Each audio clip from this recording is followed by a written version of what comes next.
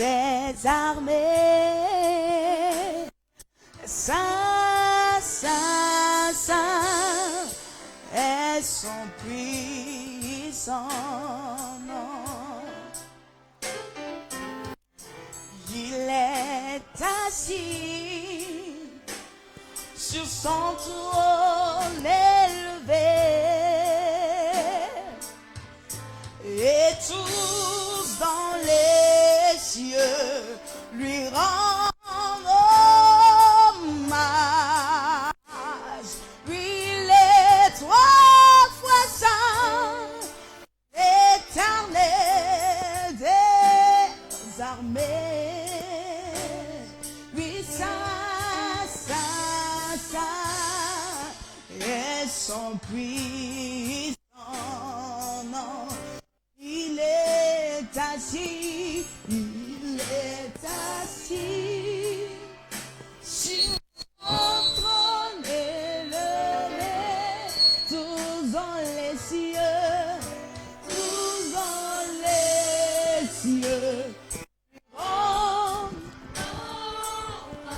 il est trois fois saint, l'éternel des armées. Saint, Saint, Saint est son puissant nom. Il est assis, il est assis sur son trône élevé. Tout dans les cieux lui rend. Il est trois fois saint. Il est trois fois saint. L'éternel des armées. Et son puissant nom.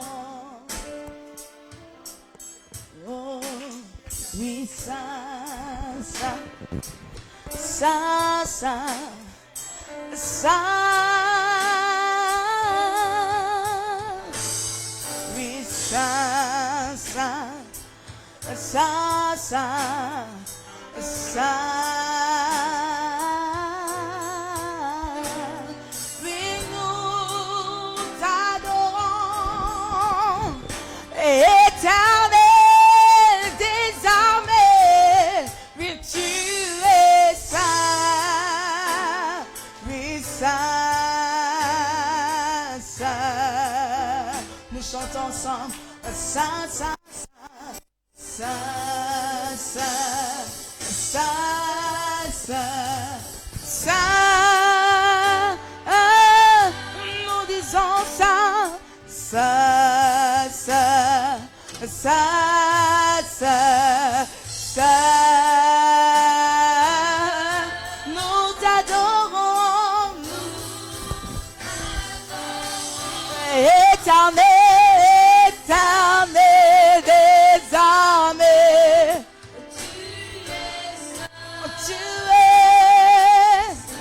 Tu es saint. Oh oui, nous t'adorons,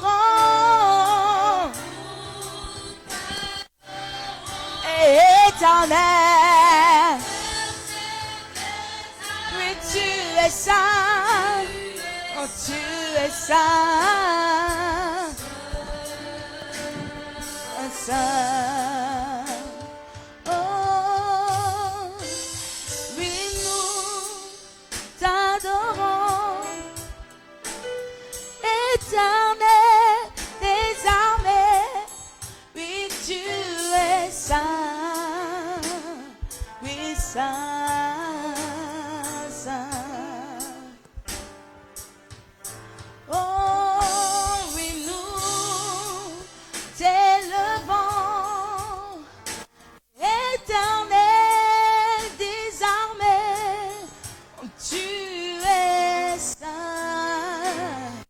saint, saint. Chantons encore. Il est assis, il sur son trône.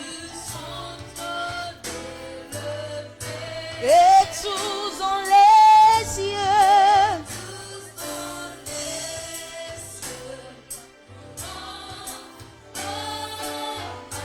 Il est 3 fois saint,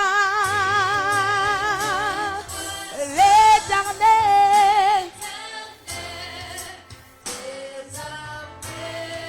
Saint.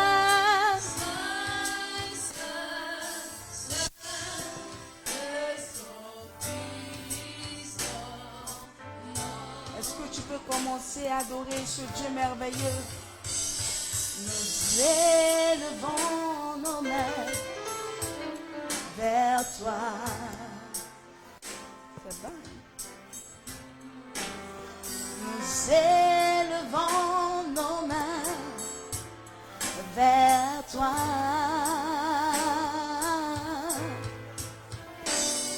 Nous élevons nos mains. Nous élevons nos mains. Nous élevons nos mains vers toi. Est-ce que je peux chanter avec le peuple? Nous élevons nos mains vers toi.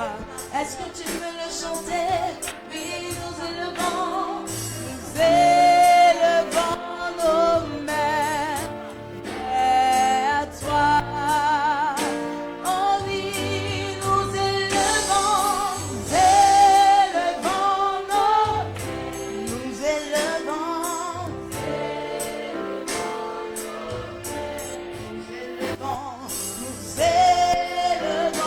nos mains.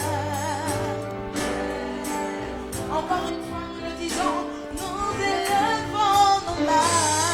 Nous élevons nos mains vers toi. Est-ce que tu peux lever tes mains? Oui, nous élevons nos mains vers toi. Oh, nous élevons nos, oui, nous élevons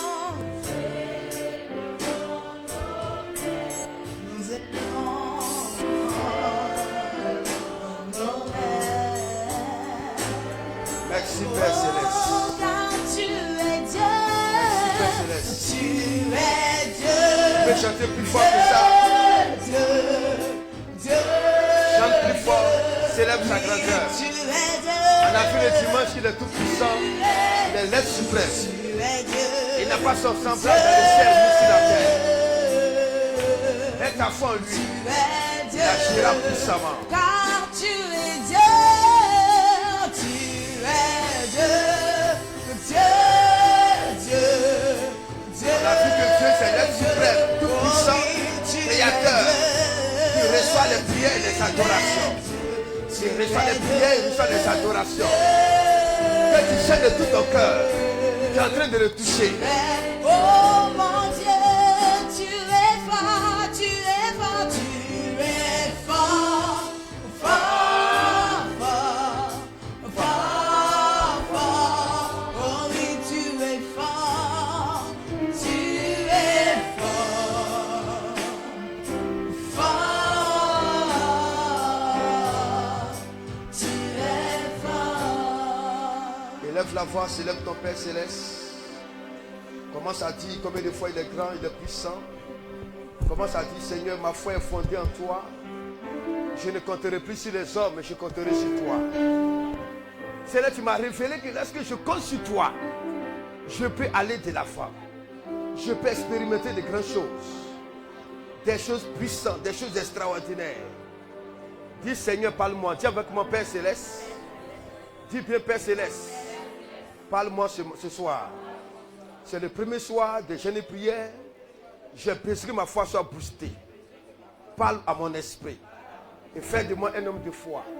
Au nom de Jésus, j'ai prié. Dites Amen très fort.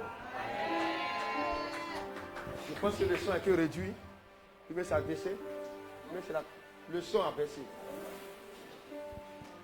Salue ton voisin à droite, salue ton voisin à gauche.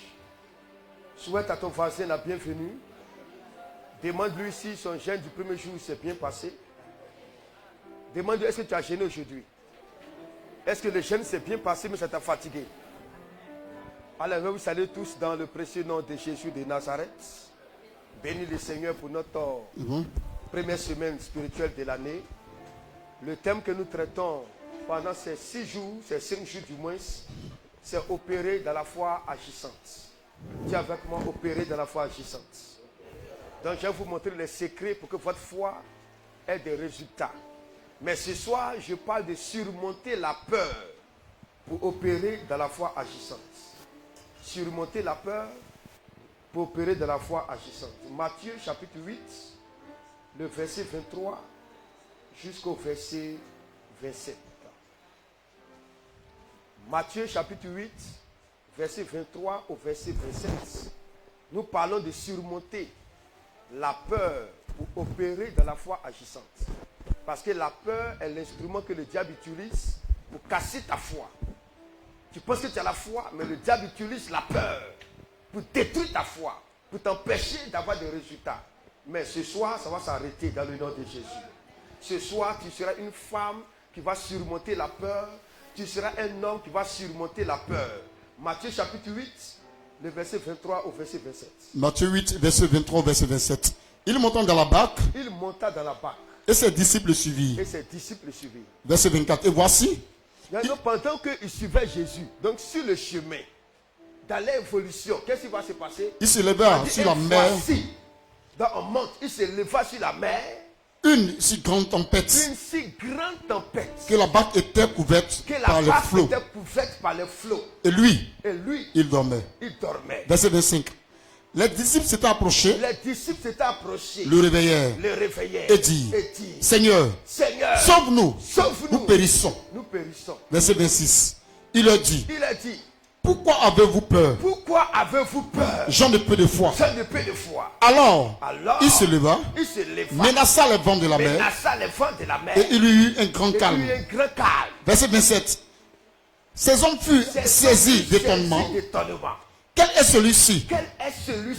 Disait-il. À qui obéissent même les vents de la mer? Et puis tu allais dire amen à cette parole. Amen. Le vent et la mer. Alléluia. Voilà l'histoire de 2 types de chrétiens. Un chrétien qui a la foi et un chrétien qui est dominé par la peur. Un chrétien qui est dominé par la foi et un chrétien qui est dominé par la peur. Regardons les deux attitudes. Et tu vas voir que la peur est l'instrument que le diable utilise, les chers amis, pour détruire ta foi, pour t'empêcher de t'imposer, de t'empêcher d'aller de l'avant, de t'empêcher d'avoir une destinée glorieuse. Regarde le verset 23. Le verset 23 dit, il monta dans la barque, et ses disciples le suivirent. C'est pas encore fini? Les filles le suivirent. Regardez bien. Il y a 2 choses qui ressortent là. Dans la barque, il y avait qui dedans? Jésus. Il y avait qui dans la barque? Jésus et ses disciples. Les disciples, c'est ceux qui croient en Jésus. Aujourd'hui, tu es quoi? Tu es un disciple de Jésus. On est d'accord, non? Est-ce que Jésus n'est pas partout? Jésus est partout. Ça, c'est la première des choses. Là où Jésus partait, chaque Yahweh. Amen. Qui fait les disciples aussi? Ils l'ont suivi. Ils parlaient dans la même direction. Toi et moi, nous partons dans la même direction. La direction, c'est notre destinée. La direction, c'est une vie chrétienne, une vie ici-bas, remplie de gloire. Avant d'aller au ciel, est-ce qu'on est d'accord? Est-ce que toi et moi, on ne vit pas dans ce monde-là? Amen. On vit dans ce monde. Vous êtes des fonctionnaires. Chacun travaille dans le monde dans le monde, et puis dit quoi? Le monde de la fonction. Tu es un homme d'affaires. Tu es comme tous les autres hommes d'affaires. Vous êtes en Côte d'Ivoire. Il n'y a pas une Côte d'Ivoire, et puis dit quoi? Pour les Libanais. Il n'y a pas une Côte d'Ivoire pour les Français. On est d'accord, non? Donc si les gens prospèrent en Côte d'Ivoire, tu peux faire quoi? Ah, tu ne me suis pas. Il arrête de prêcher, il m'a à la maison. Attendez. S'il y a des gens qui sortent avec le diplôme, ils ont le diplôme, ils ont le grand poste ici. Tu peux rester en Côte d'Ivoire avoir les grands postes. C'est vrai, mais c'est faux. Amen. Donc tu es dans la barque de ceux qui ont le diplôme. Tu es dans la barque de ceux qui passent le concours de l'ENA, puis ça marche. C'est le même concours là, ça peut marcher pour toi. Mais regarde maintenant le verset 24. Le verset 24 dit que pendant que Jésus ses disciples voient Jésus comme un chrétien dominé par la foi, voient les disciples comme des chrétiens dominés par la peur. Et le verset 24 dit quoi? Et voici, il s'éleva sur la mer. Une si grande tempête. Attends d'abord. Est-ce que la tempête qui s'est levée était une petite tempête? Non. C'était une grande tempête. Yes. Est-ce que la tempête là qui s'est levée ne concernait pas Jésus? Si. Elle concernait Jésus, concernait quoi? Les apôtres. Les disciples. Amen. Ça veut dire que tant que tu seras sur la terre, amen, les problèmes que tu vas vivre, que tu vas rencontrer, qui peuvent être des grands problèmes, ça ne t'arrive pas parce que tu es petit. Ça ne t'arrive pas parce que tu es nouveau. Est-ce que les grands là, sorciers ne les attaquent pas? Vous ne me répondez pas. Est-ce que les ministres là, sorciers ne les attaquent pas? Est-ce que les grands là, ils ne tombent pas malades? Ils tombent malades. Est-ce que les ministres là, on ne met pas fait à leur fonction de ministre? Si. On appelle ça en français, on appelle ça comment? Tu travailles et puis on te laisse. On appelle ça comment? On te licencie. On t'a licencié, on t'a chassé. Attendez, est-ce que le fait que tu as 50 ans veut dire que tu as forcément l'argent? Non. Tu peux avoir 50 ans puis la galette te frappe. Est-ce qu'il n'y a pas des gens qui ont les moyens, qui ont l'argent, qui sont en train de construire une maison? Et puis la maison là ne finit pas. Si. Il n'y a pas les gens aussi pauvres qui commencent une maison et puis ça ne finit pas. Si. Regardez, écoutez bien. Jésus était dans la barque. La si grande tempête qui s'est levée contre Jésus est la même si grande tempête qui s'est levée contre les disciples. Quand tu penses qu'il y a des problèmes qui arrivent à des pasteurs et puis ça n'arrive pas aux chrétiens, qu'est-ce que Pierre a dit dans 1 Pierre chapitre 5, le verset 9? Et puis on revient sur ce passage. Parce que si tu n'as pas compris l'enseignement de ce soir, c'est comme si les 2 mois qu'on va commencer, où on met le fondement de la foi, comme déjà disqualifié. 1 Pierre 5, verset 9 dit quoi? 1 Pierre 5, verset 9. Résistez-lui avec une foi ferme. Pas du diable, résistez-lui avec une foi ferme. Une foi ferme. Sachant que les mêmes souffrances. Ayant cette connaissance que quoi? Les mêmes souffrances sont imposées à vos frères dans le monde. C'est les frères en Christ, non? Ce que tu vis ici, là, les chrétiens baptistes vivent ça. L'église où tu vois le pasteur dit fait les grands miracles là. Les chrétiens de là-bas vivent les problèmes que toi tu vis. Attends, tu n'as pas compris encore. C'est vrai mais c'est faux. C'est vrai? C'est le père des témoignages de guérison là-bas. De la manière que tu prends une église, on dit là-bas, ils sont des milliers de personnes, les pasteurs puissants. Le prophète, il voit tous les détails. Là-bas, il y a des gens qui sont, ça fait 20 ans là-bas, qui n'ont pas eu mari. Ah, c'est vrai, mais c'est faux. C'est vrai?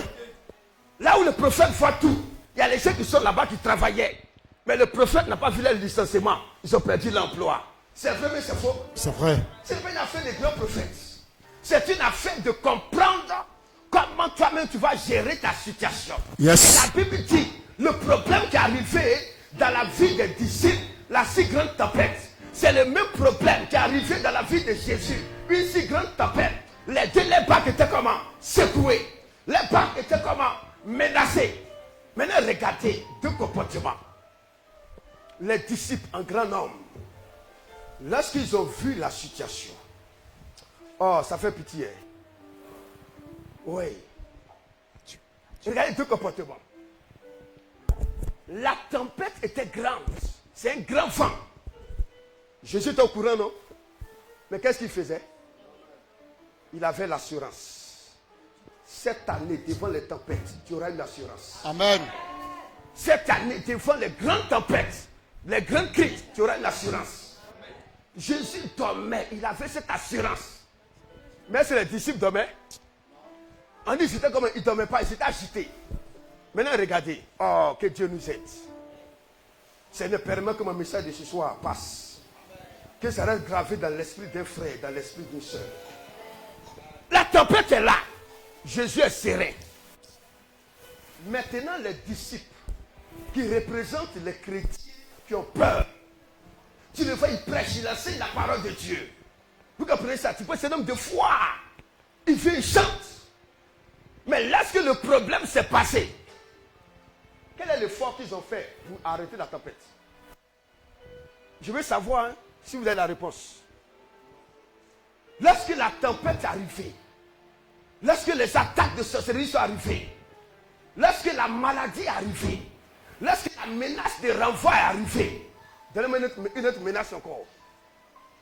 Lorsque le problème a surgi, lorsque le propriétaire de maison a dit, quitte la maison, et qu'il sait qu'il n'a plus d'endroit de dormir, est-ce que chez Nyawa, là-bas, on a mis qu'ils ont fait quelque chose d'eux-mêmes? Non. Hein? Non. Mais, au lieu eux-mêmes d'obéir à 1 Pierre chapitre 5, le verset 9 qu'on a lu, qui dit résister lui avec une foi ferme, sachant que les mêmes souffrances sont imposées. En période de souffrance, qu'est-ce qu'on fait? Qu'est-ce qu'on fait? C'est-à-dire en bataille. On ne se laisse pas imposer.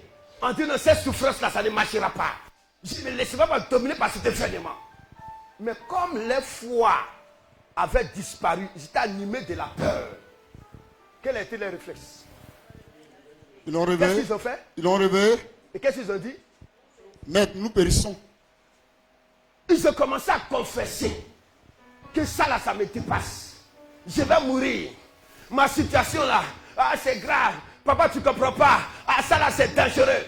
Vous comprenez? Quand la fête t'anime, ils vont taper. Tu cherches des pasteurs. C'est pourquoi vous voyez beaucoup de chrétiens qui courent dans les veilles de prière. Il est de cette église-là, mais il est dans une veille de prière. Quand il voit la télévision, il voit sur une chaîne de télévision, une chaîne de radio, on donne le numéro d'un homme de Dieu qui a prêché. Qu'est-ce qu'il fait? Il prend le contact, il s'en va à la réception. Vous comprenez ça? En fait, là, dans son esprit, là, il ne croit pas que lui-même, Dieu peut l'utiliser pour changer sa vie. Oh, tu n'as pas compris. Il ne croit pas qu'il regarde. Il dit ça là. Cette grande tempête-là, je ne peux pas. Je suis trop petit. Je vous ai dit hier, nous avons un grand Dieu et on a des petits problèmes. On a un grand Dieu, on a des petits problèmes. Si tu vois tes problèmes comme étant si grands, tu vas voir ton Dieu comme étant petit. Mais je parle à partir de ce soir. La peur va te quitter. Tu seras capable toi-même de gérer la situation, Amen. de gérer les crises, Amen. de tenir les tempêtes. Amen. Tu diras tempête, silence. Et la tempête va s'apaiser. Amen. Quand ta foi est faible, tu dépends des gens. Parce que tu es paniqué. Et quand Jésus, ils ont appelé Jésus, ça peut être le pasteur Fif, ça peut être le prophète Atumbré, ça peut être le prophète Joël Tatou, ça peut être le prophète Palefo. Tu es parti là-bas, pasteur, j'ai mouru, mon mari va me chasser, il a mis le regard dehors, et il avait une femme, ça là c'est fini pour moi. Regardez ce que Jésus a dit avant de les aider. C'est-à-dire que si on a affaire des chrétiens dont la foi est morte, on ne doit pas les rejeter, on doit les aider. Mais qu'est-ce que Jésus leur a dit d'abord avant de les aider? Il a dit. Il a dit.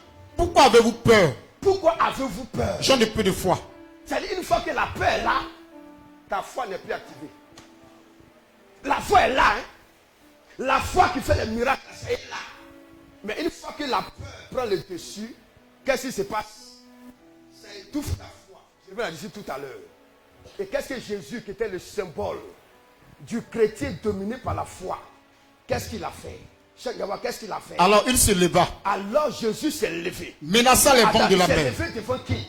Pas devant les disciples, mais devant la tempête.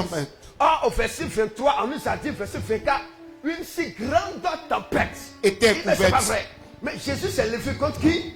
La tempête. Contre qui? La tempête. Non, regarde là-bas. Les vents. Menaça les vents. Les vents. Et la mer. Plusieurs vents, le vent et la mer. Et il eut un grand calme. Il a fait le calme. Il dit tempête, silence. Yes. Vous n'avez pas le droit. Je suis un fils de Dieu. Je suis un dominateur. Yes. Je suis un plus que vainqueur. Amen. Tu ne me terrasseras pas. Yes. Ce événement est venu comme un témoignage. Amen. Comme la démonstration de ma foi. Amen. Vous n'avez pas la foi, votre foi a disparu. Moi, je suis un homme de foi. Il a dit, tempête, calme-toi. Mais calme-toi. Et qu'est-ce qui va se passer le verset 27? Ces hommes furent saisis d'étonnement. Quel est celui-ci? Disait-il. À qui obéissent à même de ce soir les vents et la mer. Laissez-moi te voir autrement. Amen. Quand tu surmontes la peur pour laisser libre cours à la manifestation de ta foi, qu'est-ce qui se passe? Les gens sont étonnés. C'est pas lui qui a fait le cancer qu'il a fait mourir. C'est pas lui là. On dit qu'il a fait un accident grave. Mais comment est-il sorti de cet accident c'est égratigné. Tu as dit, mon frère, c'est l'Éternel. Amen. Mais l'Éternel a déployé sa puissance parce que tu as cru en lui. Amen. Je décrète. Oh yes. À partir de cette nuit. Amen. Je te vois dans la dimension de la foi de Jésus. Amen. Je te vois dans la dimension de la foi de Jésus. Amen. Tu vas calmer les mères. Amen. Tu vas calmer les pères. Amen. Tu vas calmer les sociétés. Amen. Tu vas calmer les célibats. Amen. Tu vas calmer les maladies. Amen. Si tu me dis, oh yes. Oh yes. Est-ce qu'il va continuer même? Yes. Le premier secret pour avoir une foi agissante, c'est de surmonter la peur. Qu'est-ce qu'il a dit? De surmonter la peur. Vous devez apprendre, parce que je vous ai déjà expliqué ici, en Romains chapitre 12, le verset 3, on ne lit pas, que Dieu a départi à chacun une mesure de foi. Une fois que tu as accepté Jésus comme Seigneur Sauveur, la foi est là. C'est pourquoi le diable sait que si la foi est là, tu peux avoir tout seul de victoire. Tu peux avancer. Parce que 2 Corinthiens chapitre 5, le verset 7 dit, nous marchons par la foi et non par la vue. Marcher veut dire avancer, veut dire progresser. Pas par des relations, mais nous progressons par quoi? Par le moyen de la foi. Donc le diable sait que la grâce que Dieu t'a donnée, tu as fait la différence dans ta vie, c'est ta foi. Or, la foi est donnée pour avoir des œuvres. La foi est donnée pour agir. La foi est donnée pour produire des résultats. Maintenant, si tu laisses la foi, est-ce que ça peut marcher? Non. Est-ce que ça peut marcher? Non. C'est comme une armée qui va au combat. Et pendant que vous êtes en face de l'ennemi vient vous attaquer. C'est là que votre officier, votre chef, il vient et dit, remettez-moi les calaches. Remettez-moi les obus. Remettez-moi toutes les armes. Mais toi, tu es reconnu comme le plus grand guerrier, soldat du monde entier. Tu vas rester là pour la bataille là. Non. Pourquoi?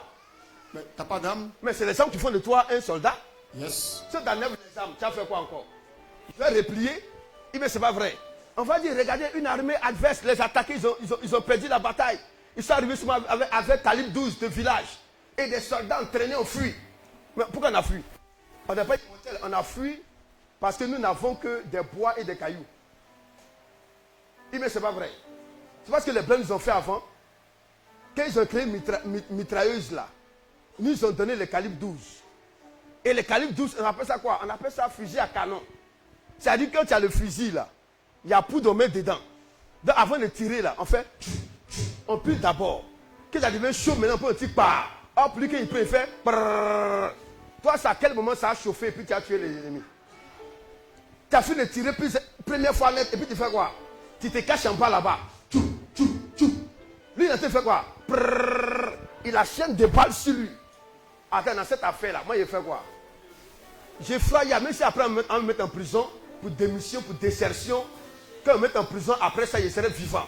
Mais là où j'ai pilé, non, ça là, la mort est déjà programmée. Et là, si il sort de là-bas, on va demander, tu as fait comment? Les blancs m'ont dit, mais lui, il a fait comment et puis il n'est pas mort. Blanc n'est pas gentil, hein. Blanc politiciens, ils ne sont pas gentils. Hein. Si tu as donné une arme qui tire 1000 balles à l'instant, j'ai une arme qui tire 1 million de balles à l'instant. Il te donne ce qui est comment? Ce qui est vieux. Vous voyez les chers amis, la foi, c'est le fait de croire en Dieu et en sa parole. La foi, c'est quoi? Le fait de croire en Dieu et à sa parole. La foi, c'est quoi? C'est le fait de s'accrocher à Dieu en agissant selon sa parole révélée ou écrite. Tu n'as pas dit Amen. Amen. On dit que tu es un homme de foi, tu es une femme de foi. Lorsque tu es accroché à Dieu, ou du moins tu agis comme Dieu a dit dans sa parole ou par révélation. Vous voyez ça maintenant? Tu dis, Dieu m'a dit, je sais que si je fais ça, j'aurai un résultat. Amen. On dit, tu es un homme de foi. Yes. Donc vous voyez déjà que la foi et puis les actions font ça. La foi ne te rend pas passif, mais la foi te rend comment? Actif. La foi qui te rend passif n'est pas une vraie foi, c'est une fausse foi. C'est une foi qui ne marche pas. Un homme qui aime une femme et puis il ne peut pas la draguer. C'est un amour virtuel. Ça, on appelle ça amour quand on était au primaire. Quand on était au primaire, dans le quartier, bien à l'école, tu as toujours ta femme dans ta tête avec tes amis. On dit, hé, ta femme passe, hein? Et puis tu l'as dit, c'est ma femme, c'est ma femme, c'est ma femme. Maintenant que la petite fille après t'appelle maintenant là. On dit, tu dis quoi? Tu dis, moi je n'ai rien dit, hein? Qui a déjà fait ça, qui a déjà fait ça au primaire? Les garçons ont déjà fait. Ça veut dire que tu as ta femme à distance. Elle-même, elle ne sait même pas, mais c'est ta femme. Parce que tu es femme, mais tu ne peux pas parler de ça. C'est un de tes gars. Donc elle passe là. On dit, hé, Carole passe, hein? Et puis tu la regardes, celle-là c'est ma femme. Celle-là c'est ma femme.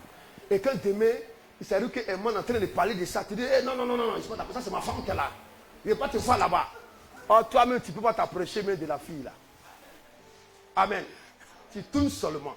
Et quand elle sait ça, tes prix deviennent de 25, de 50 francs, de 100 francs. Qu'est-ce qu'elle va faire? Qu'elle va te voir là-bas, elle va dire, je vais acheter. Il faut payer les cahiers pour moi. Tu fais quoi? Elle sait. Elle va bouffer tout ton petit... Tu as le volant de ton papa même pour envoyer ça pour lui donner. Pourquoi? Mais quand tu grandis, tu as vu que vraiment, c'était un amour de plaisanterie. Ce n'était pas quelque chose de réel. C'est la même chose. La foi doit t'amener à agir. Alléluia. Amen. C'est ça qu'on appelle la foi agissante. On va voir ça dans les jours qui viennent. Dis amen à cela. Amen. Mais la peur, c'est quoi? La peur, c'est la crainte que l'on a d'un événement devant lequel on est capable. Donc la peur naît toujours lorsqu'il y a une situation présente ou une situation à venir. Vous comprenez ça?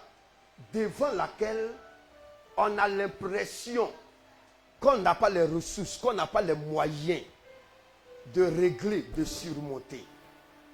Je ne sais pas si vous me comprenez bien. Est-ce que vous me comprenez? Ça veut dire quoi? La peur naît chaque fois qu'il y a quelque chose de difficile qui apparaît. Ça peut être un danger, ça peut être un obstacle, ça peut être une entrave. Et quand tu regardes, tu dis bon, cette situation qui est arrivée là, ça me dépasse. Parce qu'en réalité, humainement parlant, il y a des événements devant lesquels nous sommes qui nous dépassent. Vous comprenez ça? Donc qu'est-ce qui se passe? On se fait des idées négatives. On se dit que c'est impossible. On se dit ça, on ne peut rien faire. Ça nous fait perdre notre quiétude, notre paix, notre calme. C'est comme par exemple, tu n'as rien. On veut t'annoncer que ton enfant a cassé la vitre de voiture de quelqu'un. Et bien ton enfant a frappé son voisin. L'enfant est tombé. Il est dans le coma. Ton cœur bat, non? Même si tu as l'argent, pourquoi ton cœur bat? La peur là, nous on a peur encore de voir ton cœur bat. Ton cœur bat pourquoi tu te dis ça là, si l'enfant est mort là-bas. Problème qui va naître dans le quartier là. Mais c'est pas vrai. Ouais, la situation n'est plus dans ta main. Il est dans le coma là, tu peux faire quoi? On sait que quand quelqu'un est dans le coma, la plupart meurent. Donc du coup, qu'est-ce qui se passe? Tu te fais des pensées pessimistes, des pensées de défaite, des pensées d'incapacité. C'est pourquoi la Bible dit toujours que la peur commence dans les pensées. Où commence la peur? Dans les pensées. Donc un homme qui a peur, c'est quelqu'un qui n'a pas la maîtrise de ses pensées. Quand tu ne maîtrises pas tes pensées, ce sont tes pensées qui te font peur. Le diable passe par tes pensées. Il suggère des idées, il suggère des arguments, il te suggère, comment on appelle ça, mais différents scénarios. Si ça là, ça arrive là, voilà. Et puis que tu vois dans ta tête, tu vois les scénarios là, tu dis ça là, si ça arrive là, je vais faire comment? Et quand demain ça se dessine, qu'est-ce qui se passe? Tu as déjà vu dans ta tête, tu dis ça là, je ne peux rien faire. Ça là, ça me dépasse. Mais où j'ai trouvé 3 millions pour aller opérer ma maman? Où j'ai trouvé 5 millions là? Donc du coup, dans ta tête, si ta maman est malade, elle doit faire l'opération, pour toi, elle va mourir en même temps. Mais ce n'est pas vrai. Parce que ça là, on ne peut rien faire. Ça commence où ça? Ça commence où ça? Dans les pensées. Dans ta manière de penser. Genèse chapitre 31, verset 31. Genèse chapitre 31, verset 31. Genèse 31, verset 31. Oui, qu'est-ce que la Bible dit? Jacob répondit. Jacob répondit. Et dit à Laban. Écoutez bien, et dit à Laban. J'avais de la crainte à la pensée. J'avais de la peur, j'avais de la crainte. À la pensée que tu m'enlèverais peut-être tes filles. faut reprendre encore. Jacob répondit, oui, et dit à Laban, oui, j'avais de la crainte, j'avais de la crainte, à la pensée, que tu m'enlèverais peut-être tes filles. Ce sont ses pensées, c'est pas lui qui a dit, hein? Parce qu'il voulait retourner dans son pays. Il est parti à l'étranger. À l'étranger, là-bas, il travaillait. Son boss, là, il a pris 2 de ses filles, l'a marié. Maintenant, son boss le maltraitait. Son boss a changé son salaire combien de fois? 10 fois. Au lieu de commenter, on a diminué ça combien de fois? 10 fois. Son boss est devenu maintenant, son beau-père n'était plus tendre avec lui, n'était plus gentil avec lui, a commencé à donner la vie difficile. Maintenant, Dieu lui a dit, retourne dans la maison de ton père, repars au pays. Va t'installer en Côte d'Ivoire, va t'installer au Ghana, repars avec ta femme et tes enfants. Il a assis, il dit, bon, est-ce que mon beau-père va accepter? Façon qu'il aime celle-là. Non. Dans sa tête, il a conclu que s'il demande la permission à son beau-père va dire, va seul, mais laisse mes filles ici. Va seul et laisse les enfants. Or, lui ne se voyait plus vivre sa vie sans ses 2 femmes et ses enfants. C'est ça, non? Et Cheikh Niawa, qu'est-ce que le verset dit? Verset 31 dit? Jacob répondit. Et dit à Laban. Il a dit à Laban. J'avais de la crainte. J'avais de la peur, de la crainte. À la pensée. Que tu m'enlèverais peut-être tes filles. Tu allais prendre peut-être. C'est une hypothèse. Ce n'est pas vrai. Je brise dans votre tête toute hypothèse démoniaque. Au nom de Jésus. Toute hypothèse démoniaque. Au nom de Jésus. Toute hypothèse venant du diable. Jésus. Pour vous mettre dans une prison. Yes. Pour vous mettre dans une servitude. Au nom de Jésus. Pour vous empêcher d'agir de la bonne manière. Au nom de pour vous Jésus. empêcher de cesser votre foi. Au nom de Jésus. J'ai pris sur ces hypothèses. Au nom de Jésus. Mon père, mon père. Mon père, mon père. Mon père, mon père. Mon père, mon père. Je prie ce soir. Je prie ce soir. Renverse à moi. Renverse à moi. Toutes les pensées. Toutes les pensées. Les pensées hypothétiques. Les pensées les hypothétiques. Pensées hypothétiques. Les pensées Il faut hypothétiques. naître la paix dans mon cœur. Il faut naître la paix dans mon Seigneur, cœur. renverse-les. Seigneur, renverse-les. Seigneur, renverse-les. Seigneur, renverse-les. Et donne-moi la capacité. Et donne-moi la capacité. D'être maître de mes pensées. Maître de mes D'être pensées. maître de mon intelligence. D'être maître de mon Maître de ma intelligence. réflexion. Maître de ma réflexion. Jésus. Ce qu'on a dit là, Job a dit la même chose. En Job 23, le verset 15. Job 23, verset 15. Job 23, verset 15. Que dit la parole? Voilà pourquoi. Voilà pourquoi. Sa présence m'épouvante. Sa présence m'épouvante. Quand j'y pense. Quand je fais quoi? Quand j'y pense. Ah, reprends.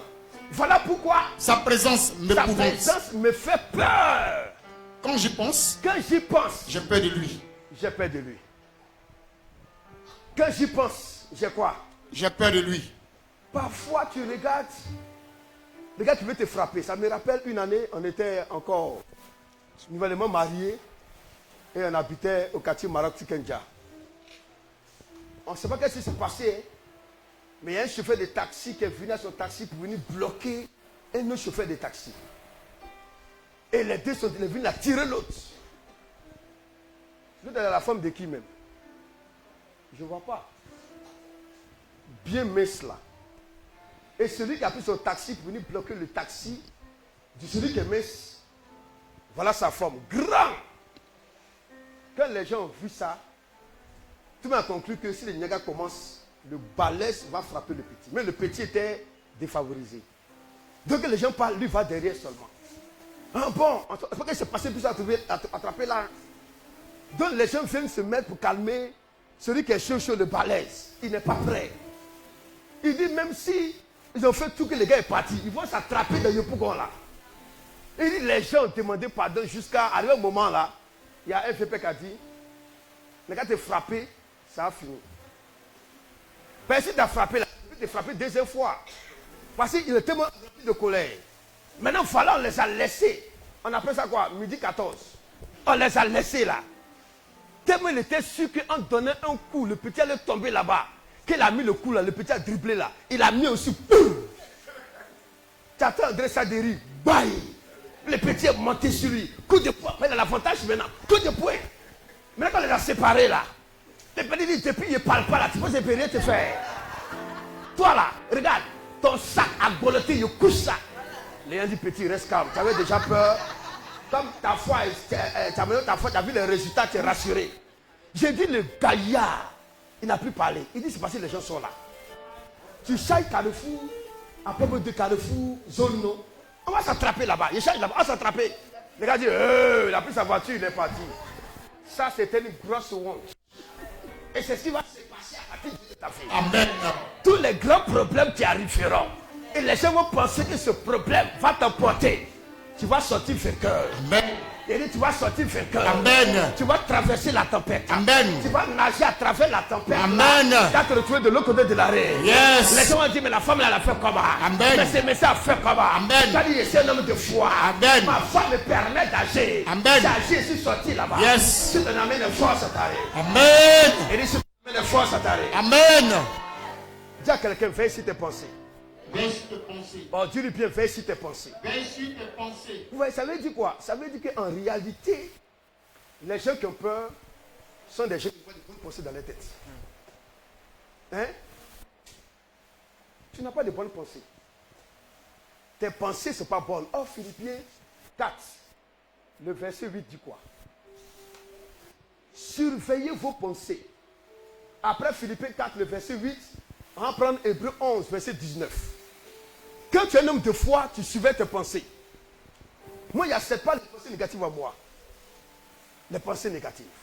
Philippiens 4, verset 8, on a trouvé? Philippiens 4, verset 8. Au reste, frère, que tout ce qui est vrai, que tout ce qui est vrai, tout ce qui est honorable, tout ce qui est vrai, honorable, tout ce qui est juste, tout ce qui est juste, tout ce qui est pur, tout ce qui est pur, tout ce qui est aimable, tout ce qui est aimable, tout ce qui mérite tout ce qui l'approbation, mérite l'approbation, ce qui est vertueux, ce qui est vertueux et digne de louange, et digne de louange, soit l'objet de vos pensées. soit quoi? L'objet De quoi? de vos pensées.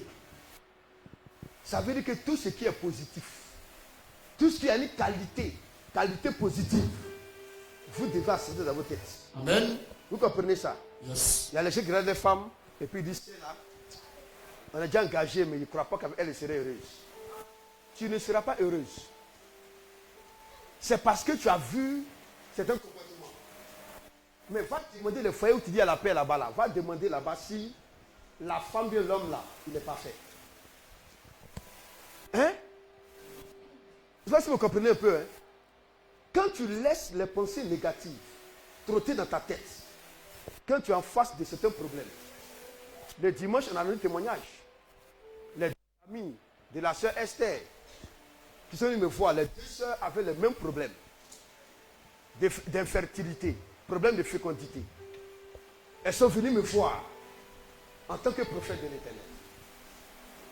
Et mon prophétique est reconnu, accepté, crédibilisé. J'ai dit, toi, tu vas tomber enceinte. Amène-moi telle offrande. Amène-moi telle offrande. Mais il dit, toi, tu tomberas enceinte avant la fin de l'année. Et quand tu vas prendre ta grossesse, tu m'envoies l'offrande. La première de ce qu'elle a dit, peut-être que le pasteur a besoin d'argent. Il veut m'expliquer. Et si donc ça ne marche pas. Je vais vous prendre un autre témoignage. Je n'ai pas dit le nom du ministre. Il y avait un ministre PDCiste qui est devenu RHDP, qui est décédé, ça fait maintenant 3 bien 4 ans. Le ministre, sa maman a sa grande sœur. Dans la famille, il y a beaucoup de femmes, il y a beaucoup d'hommes. Ce sont les baoulés.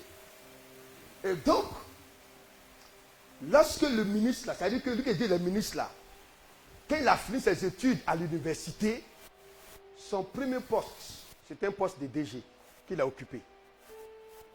Autant de fou. Donc la grande sœur de la maman de ce monsieur-là, comme dans la famille, les deux là, elles sont comme des jumelles, elles sont proches. Elle, son premier fils, faisait l'université. Elle est partie dire à sa petite sœur, pour dire, ah, comme toi et moi, nous sommes proches. Je veux que mon fils là arrête les études et puis il soit l'homme de main de ton fils. Donc les deux sont cousins. Et quand la maman a accepté la dire à son fils n'a pas trouvé de problème en cela. Donc l'autre a laissé ses études universitaires. Autant de fois où tu sors universitaire, tu travailles là. Il est devenu le repéro de ce monsieur-là. En ce moment, le monsieur n'avait pas de femme. Il n'avait pas de copine. Donc ça veut dire que toute la vie du ministre là, il connaît ça. Que le ministre veut aller construire, acheter des maisons en Europe, aller faire Evea, palmier à huile, qui gère tout ça là. C'est son petit là. Et voici qu'un matin, les gens veulent là enlever le repère du ministre. On veut l'enlever auprès de lui. Vous comprenez ça? Les gens veulent l'enlever. Les gars ne peuvent pas faire. Qu'est-ce qu'ils ont fait? Les gens ont créé un système de montage pour montrer au ministre, pour dire voilà, comme tu as quitté le PDCI là, tel parti politique là a payé ton repère, ton cousin, ton bon gars pour t'empoisonner. Vous me comprenez maintenant? Donc quand lui, on lui a dit, il a dit à sa femme, premier réflexe de sa femme, elle dit c'est pas possible. Tout le monde peut te faire. Ton frère, je le connais. Il ne peut pas faire ça. Donc les gens ont fait comme s'ils arrêtaient des personnes. Comme ceux qui devaient passer par lui. Là. Comme ils ont arrêté, un peu ils ont fait des aveux. Donc il y a eu des enregistrements vidéo. Quand ils ont vu ça, on a dit, ah, l'homme est l'homme. Hein. Tu peux être fidèle jusqu'à me devant l'argent. Là. Vous voyez ça maintenant. Mais qu'est-ce qu'ils ont fait? Le ministre l'a exclu de son cercle.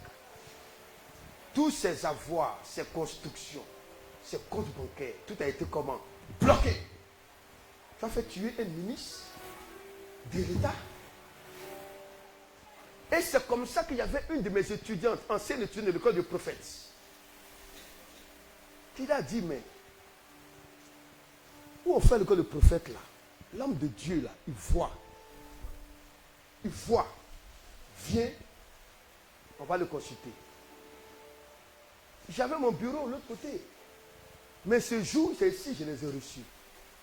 Je suis venu avec une paire de souliers, une chemise, un pantalon. Parce qu'il veut me voir urgemment. Je suis venu, comment on appelle ça? Le plus simplement possible. Bon, ce monsieur-là, il est dans le Westfair, non? Hein? Il est dans le pays, dans le Westfair.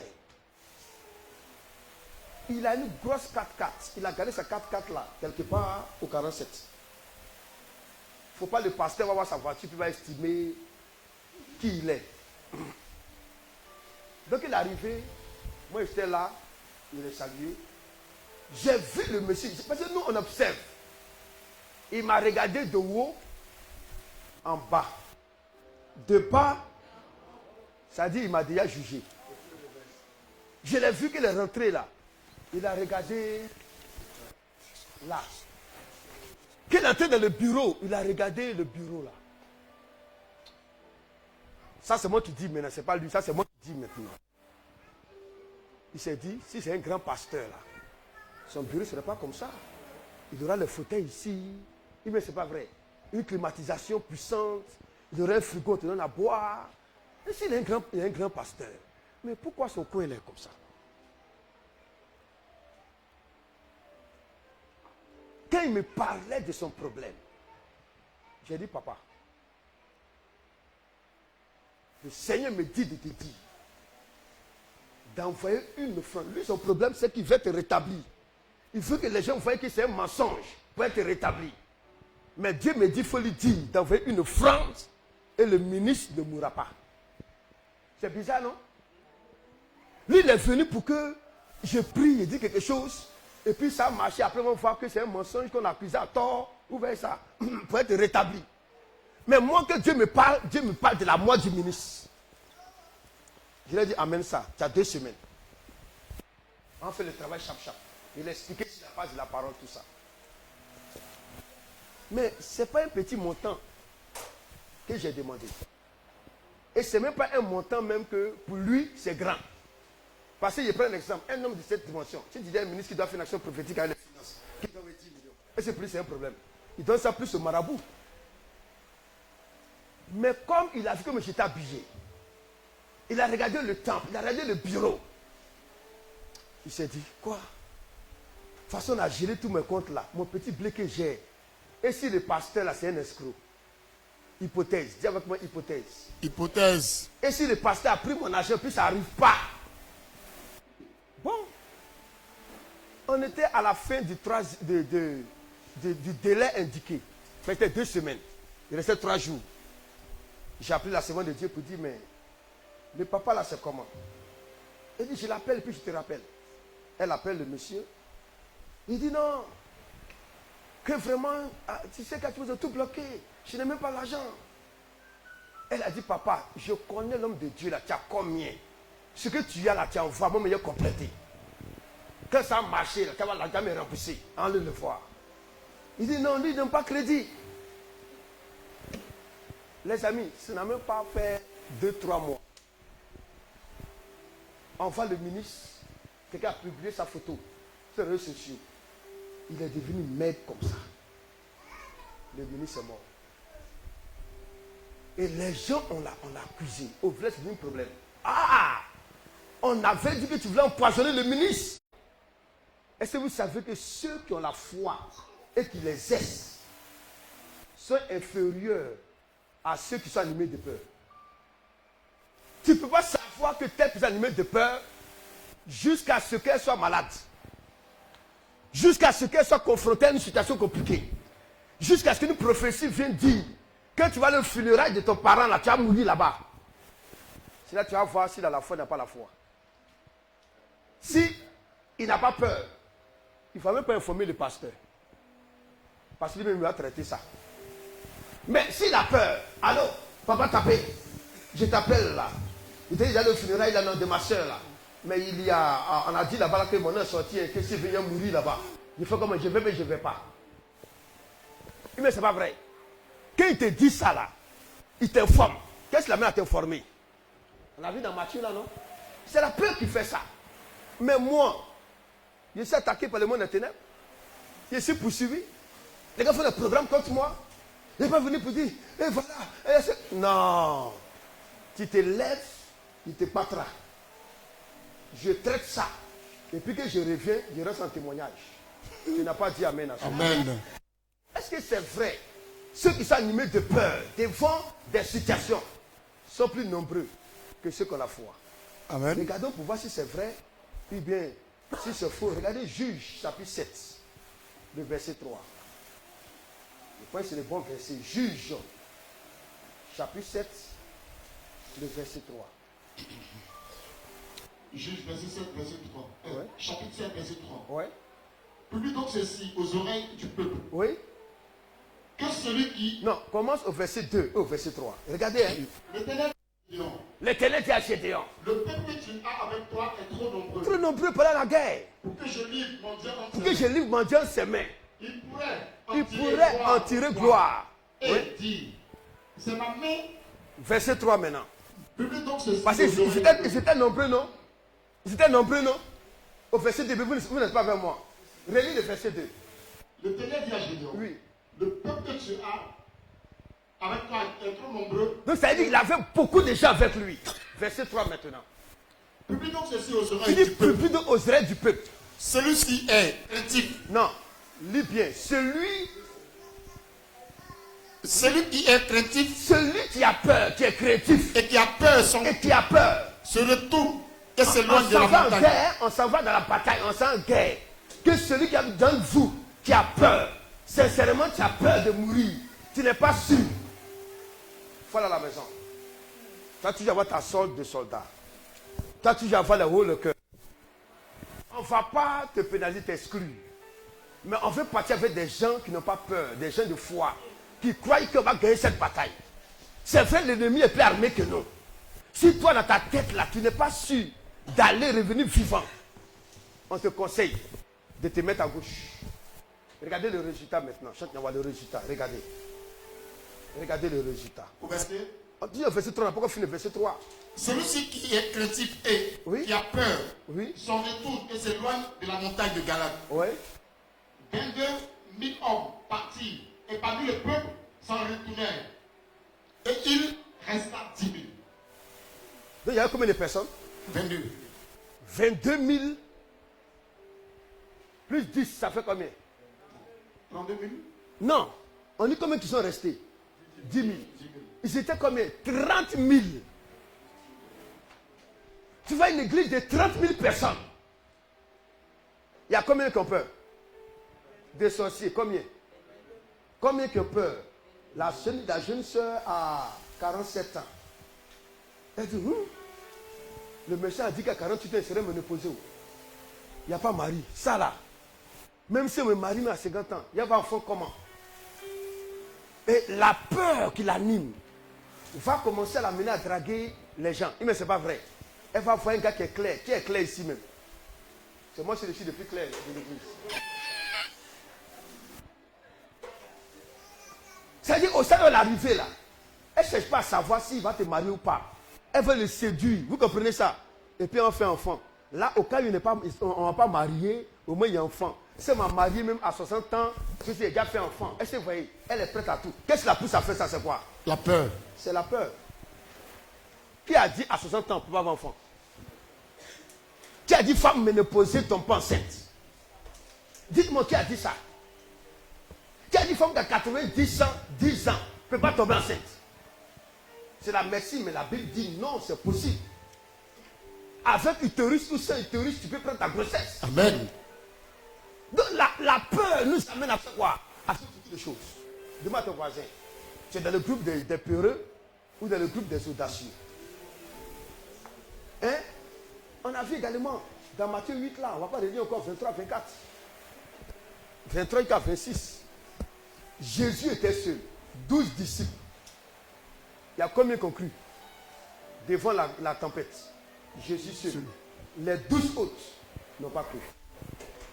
Ce que je suis là parfois, quand c'était frère, surtout les pasteurs, qui est formé, qui viennent voir les problèmes, j'ai dit va prier. C'est ce qu'il a fait, non?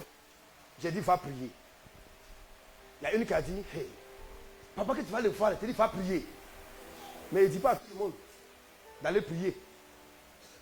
Quand les autres viennent là, il fait quoi? Je prie pour eux. Parce que j'estime que là où tu es arrivé là, c'est parce que tu n'as pas encore déployé ta foi que tu n'as pas de résultat. Quand le problème vient, avant d'appeler de l'aide, il faut essayer d'abord. Parce que dans Matthieu 17 là, les disciples ont reçu le pouvoir de chasser les démons. Ils étaient 9. 3 sont allés prier à Jésus. Et il y a un monsieur qui a envoyé son enfant lunatique, qui pique les crises. Il a envoyé l'enfant là. C'était pour que Jésus prie pour lui. Ils ont dit au papa, ils ont dit non, le maître n'est pas là, nous on peut gérer ça.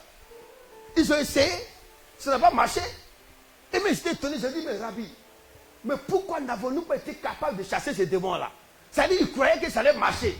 Et ça, c'est notre thème de quoi? C'est notre thème du jeudi. La foi à l'épreuve des crises. Tu exerces ta foi, et puis tu sens qu'il n'y a pas de résultat. C'est dû à quoi? Comment on corrige ça? Yes. On corrige ça. On corrige ça. Yes. Comment on corrige ça? Comment ça se passe? Est-ce que je vais parler à quelqu'un ce matin? Donc tu viens et il te dit non, va prier. Prends-toi, il faut prier. Je vais amener toi-même à te découvrir. À savoir que tu vas agir là, que ça va marcher là. Tu vas voir que la situation n'est pas au-delà de tes capacités. Yes. Mais la peur te paralyse. Je dois continuer, mais je dois arrêter. Je sens trop la... Hein? Donc vous voyez, voyons rapidement l'impact négatif de la peur. L'impact négatif de la peur sur le chemin de la destinée. Quand tu laisses la peur prendre le contrôle, qu'est-ce que ça va faire dans ta vie? Qu'est-ce que la peur va produire dans ta vie? Je vais te montrer comment on surmonte la peur. C'est ça que le point fondamental. Mais il faut d'abord que tu apprennes sur la peur. La première des choses que tu dois savoir, c'est que la peur détruit votre foi et la rend morte. Quand on dit la foi est détruite, la foi est morte, ça dit que la foi ne peut plus rien produire. On a lu ça tout à l'heure dans Matthieu. On a lu dans Matthieu chapitre 8, mais on peut regarder encore dans Marc chapitre 4, le verset 40. Marc chapitre 4, le verset 40. Marc chapitre 4, verset 40. Marc 4, 40. Oui. Puis il a dit. Pourquoi avez-vous peur ainsi? Pourquoi avez-vous peur ainsi? Comment n'avez-vous point? Comment n'avez-vous point de foi? Reprends encore. Puis il a dit. Pourquoi avez-vous peur? Pourquoi vous avez peur? Ainsi peur. Comme n'avez-vous point de foi. C'est comme si normalement la foi est là. Yes. Mais une fois que la peur prend le dessus, ta foi disparaît. Ça ne te quitte pas en tant que tel, mais cette foi-là, elle est comme si elle n'existait pas. Elle ne peut plus rien faire. Et regarde Matthieu 28, verset 4. Chaque fois, rappelle-toi, chaque fois que la peur prend le dessus dans ton cœur, dans ton esprit, dans ta tête, même si tu es en train de prier, prière que tu vas faire là, c'est plus prière de foi. Si tu es en train d'agir là, ce n'est plus action de foi. C'est action inspirée par quoi? Par la peur. Matthieu 28, verset 4. Matthieu 28, verset 4. Les gardes tremblaient de peur. Les dames, les femmes, Les gardes tremblaient de peur. et devenaient comme morts. Donc quand tu trembles de peur là, tu es comme quoi? C'est comme si tu es mort. Ta foi est morte. Je prie que le Seigneur vivifie ta foi. Amen. Je prie que le Seigneur vivifie ta foi. Amen. À partir de ce soir, ta foi ne mourra pas. Yes. Il dit ta foi ne mourra pas. Amen. Ta foi se manifestera Amen. devant les situations compliquées. Amen. Là où les gens sont paniqués, ta foi te mettra au contrôle. Amen. Deuxième effet négatif de la peur. La peur bloque le déploiement de votre potentiel en Christ. Le potentiel, c'est l'ensemble des capacités que Dieu a mis en toi. Il y a l'onction qui est en nous, il y a la foi qui est en nous, il y a l'autorité spirituelle qui est en nous. Dieu a déposé en chacun de nous des capacités mentales, des capacités spirituelles, des capacités, comment on appelle ça, émotionnelles, des capacités physiques. Eh bien, ce n'est pas ça. Il nous a donné ça. Mais une fois que la peur prend le contrôle, te domine, tout ton potentiel là, ça ne peut plus rien faire. Comme ce jeune chauffeur de taxi qui avait peur. Or, la force qui était en lui peut faire tomber un gaillard. 2 Chroniques 13, verset 7. Quand tu vas sur la page de Bourg Michel, tu vas toujours lire. Chaque jour, il va faire 2-3 postes avec le nom d'Onganou. Son nom de profil. Il dit petit Nganou. Avec toi là, c'est pas 3 rounds. Un seul round. Donne un seul round. Et tu mets KO. Et puis il met la feuille de Nganou où Nganou était par terre. Et c'est vrai. Il vient lui-même, il se met en gant de boss. Chaque jour. Donc quand il tombe sur ça, j'ai lu les commentaires. Il a dit, fais beaucoup, pardon. Non, tu fais vivant encore. Il faut laisser ça. Et quand on dit ça là, il va mettre 2 photos où il y a un à taper sur sa bouche et puis à l'intérieur, c'est tombé là-bas. Il dit, vous avez ce qu'il a fait à telle personne là. Dites à Petit Nganou. Un rond. Bon, on sait que c'est fait la comédie. Mais on sait qu'en temps normal là, qu'est-ce qui va se passer? Il n'y a pas match. Hein? Il n'y a pas match. Regardons 2 Chroniques chapitre 13, verset 7. 2 Chroniques. 2 Chroniques chapitre 13, verset 7. Tu vois ça vite, 2 Chroniques chapitre 13, verset 7. Dieu nous a donné la foi. La foi est un potentiel, oui. Des gens de rien. Des gens de rien. Des hommes pervers. Des gens pervers. Se sont rassemblés auprès de lui. Est-ce que c'est ça? 2 Chroniques chapitre 13, verset 7. C'est ça qui est dit, n'est-ce pas? Yes. Bon, allons dans Juge chapitre 8, verset 20. Non, moi, si tu as pris un chronique, hein? Donc il faut reprendre. Voilà, c'est 2 Chroniques. Tu as pris un chronique. Ah bon? 2 Chroniques chapitre combien? 13, verset 7. Donc je vérifie ici aussi. 2 Chroniques chapitre 13, verset. C'est ça, c'est le verset 7. Alors. Des gens de verset se ressemblent un peu, mais c'est la fin qui fait la différence. Oui, écoutez. Des gens de rien, des hommes pervers. Des gens de rien, des gens pervers. Se sont rassemblés auprès de lui. Se sont rassemblés auprès de lui. Et l'ont porté sur Roboam, fils de Salomon. Oui. Roboam était jeune et craintif. Roboam était comment? Jeune et craintif. Et il manqua de force devant eux. Lis ici Jéroboam là. Jéroboam, lis là, Jéroboam. C'est Roboam, Roboam était jeune et craintif. Et il manqua de force devant eux. Regarde, rédemption et force en Christ. Quand tu es craintif là, c'est comme si tu n'as pas de force. Ah, tu peux dire au démon, sors, pars. Il va partir, mais c'est pas vrai. Yes. Mais comme tu es paralysé par la peur, tu es comme une personne qui n'a pas d'autorité en Christ. Donc le démon que tu peux chasser, qui t'a attaqué dans ton sommeil, quand tu vas à 3h du matin, le pauvre pasteur qui est en train de dormir, tu vas gâter sa nuit. Mais c'est pas vrai. Papa, excuse-moi si ça te dérange. Que maman me pardonne. La nuit, elle fait un cauchemar. Papa, si tu ne vas prier pour moi, il ne peut plus dormir. Ce qui s'est passé là, moi, je me suis senti dans la maison, même que lui qui est venu sur moi, il a pu le sortir par la fenêtre. Bon, quand le pasteur, lui, entend ça, il ne va pas te faire couper la foi maintenant. Mais c'est pas vrai. Il va faire juste une prière pour te soulager. Seigneur, je prie. Je prends autorité maintenant sur l'atmosphère. Au nom de Jésus. By blood, by fire. Par le sang et par le feu. Il va faire des prières agressives. Il va dire, Seigneur, que ma fille dort. Elle n'aura plus jamais ce songe, ce cauchemar. C'est terminé. J'ai barricadé la maison là. Au nom de... Et qu'elle dort bien là. C'est ta prière là, en laquelle elle a cru là, qui l'a fait dormir bien. Vous voyez ça maintenant. Mais attendez. Prière que le pasteur a fait là, tu peux faire la même prière. Tu peux chasser les mêmes démons. Tu peux annuler ça. Mais tu ne peux pas manifester ta foi. Tu peux manifester l'onction. Les dons que tu as là, tu ne peux pas manifester. La peur bloque la manifestation, le déploiement de votre potentiel. C'est pourquoi vous devez refuser ça. 3. Oh, ok, vu 3 là, tu après Jonas chapitre 1, verset 5. Ça m'a trop fait rire. La foi vous fait prier et avoir ensuite des comportements opposés à la foi. Un homme qui a peur peut prier. Tout son comportement qu'il va avoir là, ça montre qu'il n'avait pas prié à une fois. Il va agir contrairement à sa prière. Regardez Jonas 1, verset 5.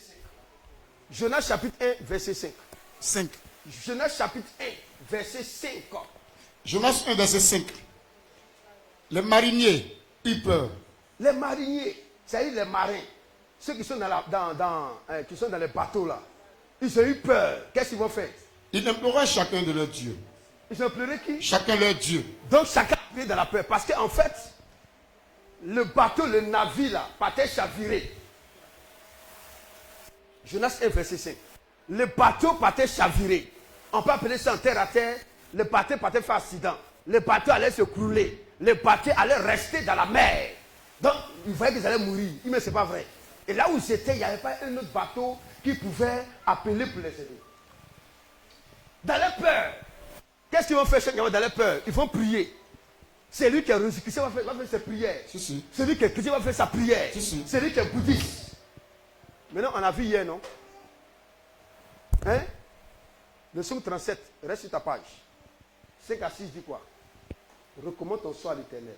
Mets en lui ta confiance. Il agira. Et il va agir. Quand tu as prié, Seigneur, sauve-moi, et que tu crois à ta prière, que Dieu est en train de te sauver, est-ce que tu as déchargé encore le bateau? Est-ce que tu as fait quelque chose d'autre? Non.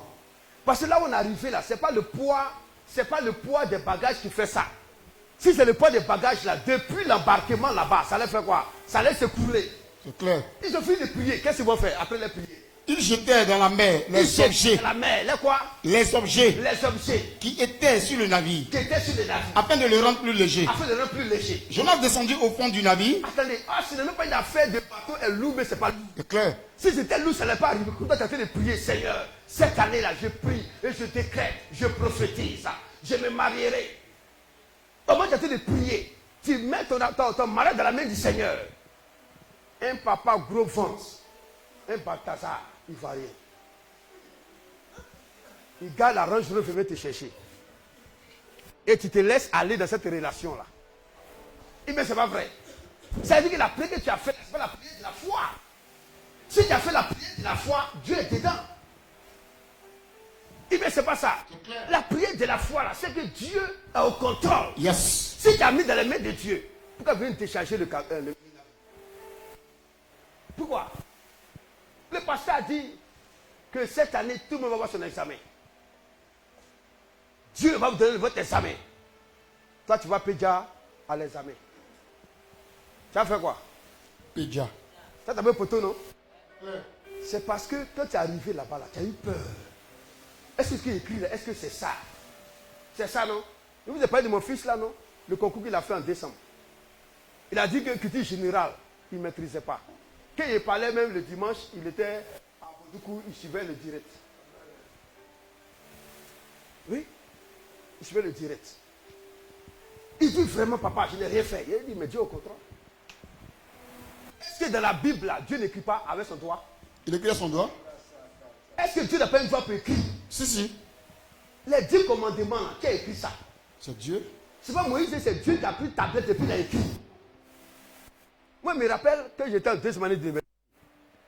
On allait composer en géomorphologie.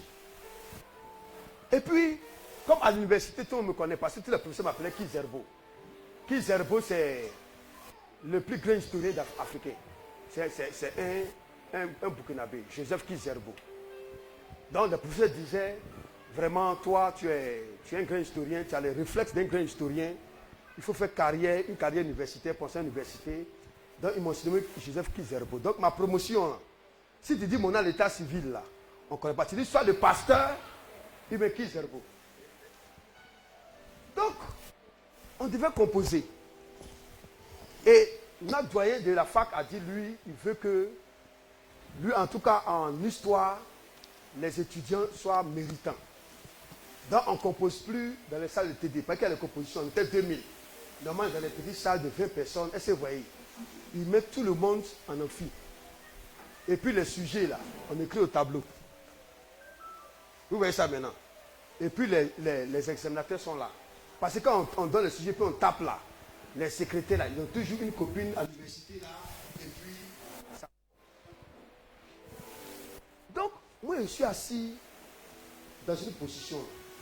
Les gens font des fausses en ligne. Le seul qui est dans son coin, c'est-à-dire, on pense que je suis mauvais. Oh, c'est pas mauvais. Hein. Ici, il m'assoit. Tout ce que je fais de moi, ils ont fait. Ils ne essayent pas de me demander. Donc, qu'est-ce qui se passe? On donne 1h30. J'ai commencé à composer. Voilà une fille. Comment on appelle ça même? Apouchou. 3XL. Quand elle est assise comme ça là, ici là, ça fait quoi? Ça déborde. Ici là, ça fait quoi? Et puis elle est claire.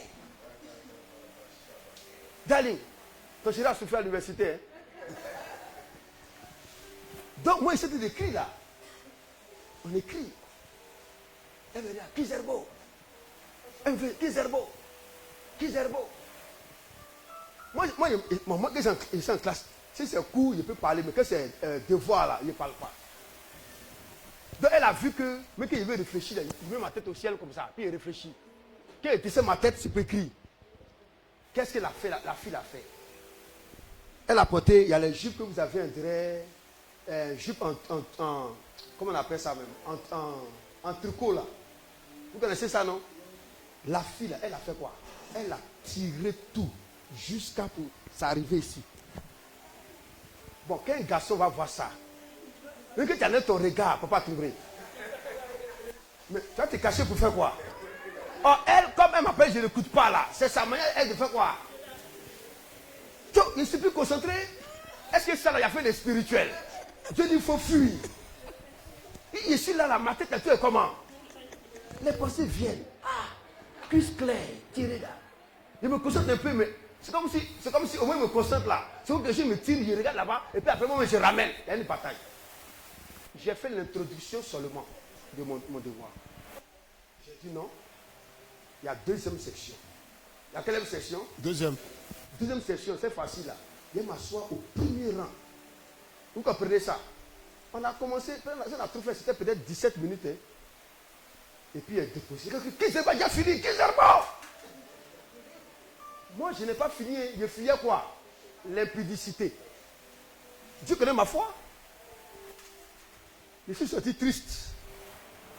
Parce que c'est une matière de géographie que l'université de Bouaké a instaurée dans le programme d'histoire. Et c'est l'une des matières qui empêche les étudiants d'aller en licence. C'est cette matière. Ce n'est pas notre domaine. Mais on nous met ça là au cas où il y a les concours à faire. Si tu es devenu professeur d'histoire jour dans le lycée, vous comprenez ça. À Abidjan, ils font c'est histoire seulement. Mais nous, première deuxième année, on fait histoire jour. Et puis en licence maintenant, tu fais histoire que tu dois faire. Donc on a plus de modules que ceux d'Abidjan. Donc, comment je suis sorti, dans mon esprit, dans un mois, il allait faire deuxième section sur la matière. On a fini, les résultats sortent. Tu seras content de moi. Le seul, on était peut-être 7 sur 2000 qui avait eu la moyenne. Mais le seul qui a eu la forte note, 13, c'est qui? Fils Herbeau. Pour ne pas qu'on me dise c'est faux là. Je sais pas les délégués, on allait voir la feuille là-bas, il y a eu combien? 13. Bon, il faut me poser la question. La feuille, elle a vu quoi là-bas? Ils ont rédigé introduction, développement, conclusion. Wow. Avec mon écriture. Avec quoi? Mon écriture. Il y a eu combien? 13. Bon, les étudiants m'ont dit qu'ils avaient fini vraiment. Moi, je n'ai pas fini. Je ne m'attendais même pas à avoir une moyenne. Pour moi, je fuyais le péché. Mais Dieu a vu mon cœur, il a vu mon intégrité. Il a pris son doigt et puis il a fait quoi? Il a complété. Non, quand nous vous parlons de la foi et de la peur, ne pensez pas que c'est des choses qu'on ne sait pas. Il n'y a pas un sorcier qui peut m'inquiéter. Jamais. J'ai dit bien quoi? Jamais. Tu ne peux pas dire que tu crois et puis tu as fait les choses et puis maintenant. Non, mais c'est pas vrai. On montre que c'était la peur qui t'inspirait. Quatrième effet négatif de la peur. La peur est une forme de prière de foi qui arrive toujours. Ça, c'est grand. Il va falloir prêter pour nous. Ézéchiel 11, verset 8. Parce que si vous avez bien remarqué, quand on parle de la peur, là, en fait, tu crois en quelque chose. Mais ce n'est pas vrai. Tu crois que tu ne peux pas. Tu crois que ça, si ça arrive là, il a fait comment?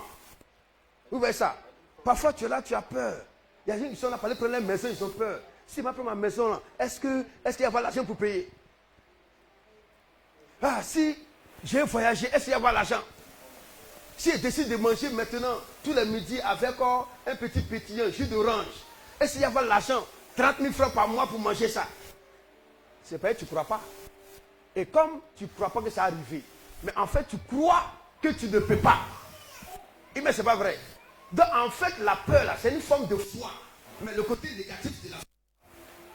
Parce que tu crois, ça t'arrive. Et c'est quel 11, verset combien? 8. Verset 8. Vous avez peur de l'épée. Vous avez peur de l'épée. Et je ferai venir sur vous l'épée.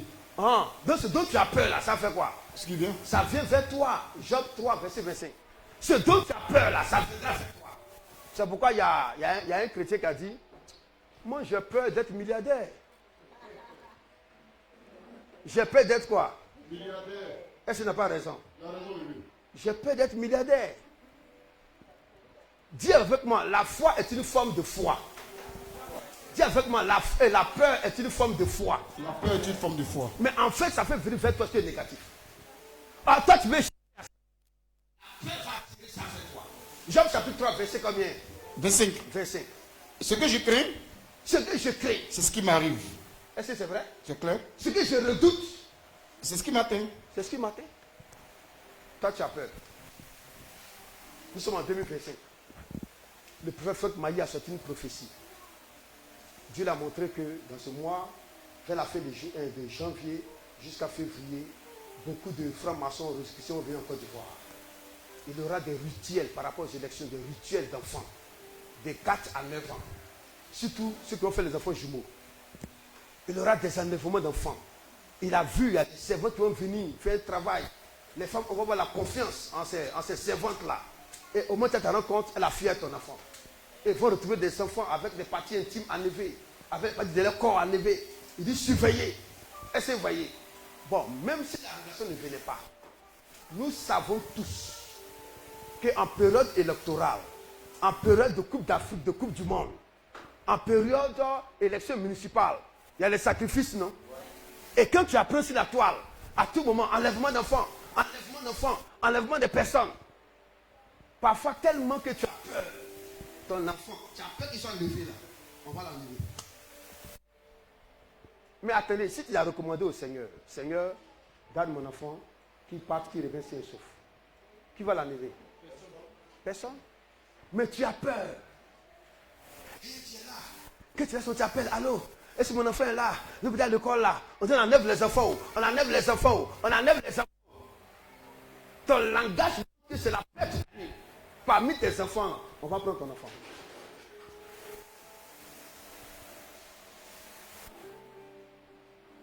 Quatrième élément. Il va faire relire le verset encore. De Job 3 là. Job 3, verset 25. Oui. Ce que je crains, c'est ce qui m'arrive.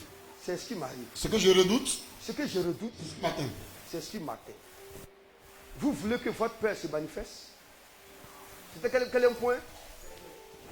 Bon, j'ai lu les deux derniers points rapidement pour attaquer comment on surmonte la peur. Ces 2 mois, nous sommes dans le mois de la foi. Qui parle de la foi, parle de la parole. La foi, parce que... Donc, si nous sommes en train d'enseigner, reste assis et puis reçois la parole. C'est le moment où tu as besoin pour partir ta foi. Alléluia. C'est pourquoi on n'est pas dérangé que l'enseignement soit un peu long. Toi, tu dois faire l'effort d'écouter. C'est vrai que Bédi a dit, quand tu parles, aie pitié de celui qui écoute. Mais écouter la parole de Dieu d'abondance, ce n'est pas des bêtises. Tu peux supporter 2 heures de parole. C'est possible, non? Pour que la parole vienne détruire en toi tout ce qui est peur. Tout ce qui est peur. 6e effet négatif de la peur. La peur vous éloigne de votre destinée. 5e. Ah, c'est 5e. La peur vous éloigne de votre destinée en vous ramenant sans cesse dans un cycle de régression. Au lieu d'avancer, la peur te ramène ça derrière. Regardons Juge chapitre Jérémie 46, verset 5. Jérémie 46, verset 5. Jérémie 46, verset 5. Verset 5. Que je voie. Oui. Que vois-je? Ils ont peur. Ils ont peur. Ils reculent. Ils reculent. Leurs vaillants hommes sont battus. Ils fuient sans se retourner. L'épouvante est de toutes parts, dit l'Éternel. Relis encore. Que vois-je? Ils ont peur. Il dit qu'est-ce qu'il voit? Il voit qu'ils ont peur. Ils reculent. Ils reculent. Leurs vaillants hommes. Quand tu as peur, au lieu d'avancer, tu fais quoi? Tu recules. Mais dites-moi, reculer, ça veut dire quoi? En arrière. En arrière. La peur vous fait reculer. Au lieu d'avancer, la peur vous fait reculer. C'est pourquoi on a dit que cette année, nous ouvrons combien d'églises? 10 églises. Notre foi dit c'est possible. Et nous allons de ce pas comme ça. 6. La peur vous empêche d'arriver au sommet. Arriver au sommet, c'est arriver au prochain niveau. Deutéronome 5, verset 4 à 5. Deutéronome 5, verset 4 à 5. Si tu es animé de la peur, tu ne peux pas gravir les échelons de la vie. Les échelons des finances. Moi, je dis parfois à certains chrétiens, il dit, apprenez à mettre 20% à part. Donc vous gagnez, économisez ça. Mais la plupart des travailleurs qui ont un salaire, qui ont fonctionné 15 ans, 20 ans, 30 ans de leur vie de fonctionnaire, qui n'ont pas de principe là, il faut que quelqu'un veuille respecter ça là. C'est comme s'ils auraient un budget comment serré. Tu ne peux pas arriver au sommet. La paix fait que tu peux arriver au sommet de la prospérité. Ce petit principe là, de 20%. Et j'ai demandé à Stéphane Dali, il dit, mais quand tu as ton blé là, tu mets combien? Le vieux, vraiment, c'est pas facile, hein? Bon, tu n'as même pas un petit jeton là. Mais 10 ans plus tard, tu n'auras toujours pas un petit jeton. Je veux dire, la foi là, c'est agir sur la parole. En croyant cette parole. Et dans quel passage? Deutéronome 5, verset 4 à 5. Oui, allons-y. L'Éternel nous parla face à face sur la montagne. L'Éternel nous parla face à face sur la montagne. Du milieu du feu. Du milieu du feu. Verset 5. Oui. Je m'étais alors entre l'Éternel et vous. Oui. Pour vous annoncer la parole de l'Éternel. Pour vous parler de la part de Dieu. Car vous aviez peur. Car vous aviez peur du feu. Du feu. Et vous Vous ne montez point sur la montagne. Donc ils ont monté sur la montagne, mais la peur a fait qu'il ne peut pas arriver au sommet. Je prie que la peur mène dans ton cœur. Amen. Par la foi, tu arriveras au sommet. Amen. Par la foi, tu arriveras au sommet. Amen. Par la foi, tu vas grimper et tu vas arriver à un niveau supérieur. Amen. Dans tes affaires, dans tes business, Amen. dans ta vie, dans ton mariage. Amen. 7 et dernier élément. Concernant le point négatif de la peur. La peur vous démotive à l'action. La peur. Quand tu as peur, tu ne peux pas agir.